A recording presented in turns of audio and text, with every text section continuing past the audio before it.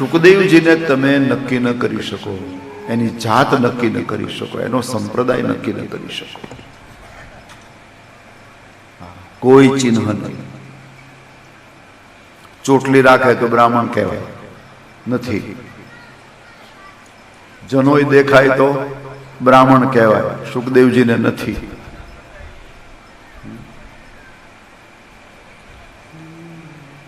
કોઈ તિલક કર્યું હોય, આમ ત્રિપુંડ કર્યો હોય તો આપણને લાગે શિવ ભક્ત છે.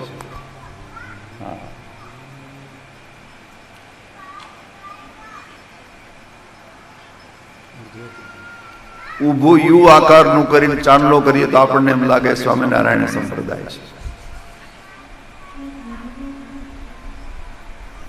ખાલી આમ કરે તો પુષ્ટિ સંપ્રદાય છે.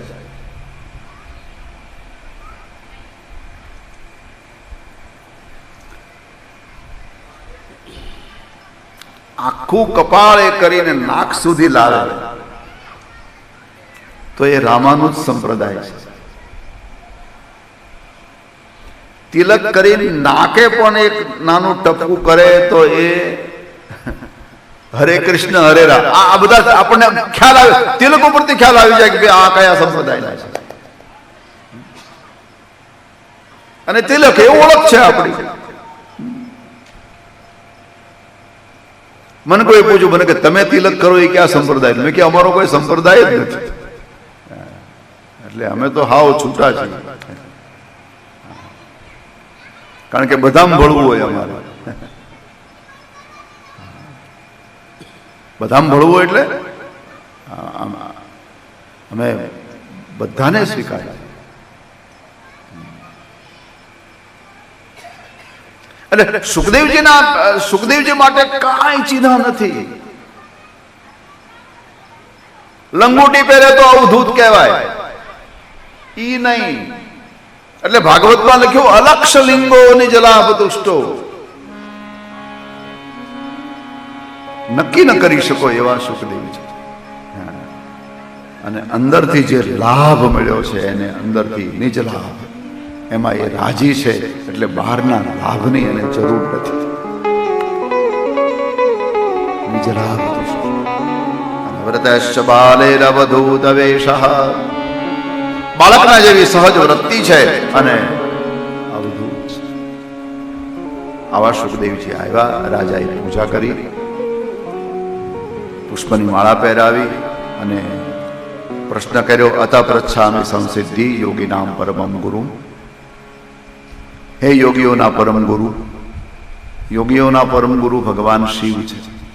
એટલે સીધું સંબોધન રાજા કરે છે કે તમે શિવનો અવતાર છો, યોગીનામ પરમં ગુરુ. પુરુષ છે યત કાર્ય મ્રિયમાણસ્ય સર્વથા. આ સંસારના જન્મેલા બધા મૃત્યુ ધર્મી છે. આપણા શરીરનો ધર્મ કયો છે? મૃત્યુ.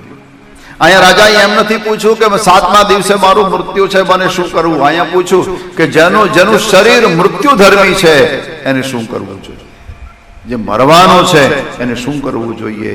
અને ભગવાન સુખદેવજી એને જવાબ આપે. પણ એ બધી કથા આપણે બપોર પછી 3:30 વાગે શરૂ કરશું.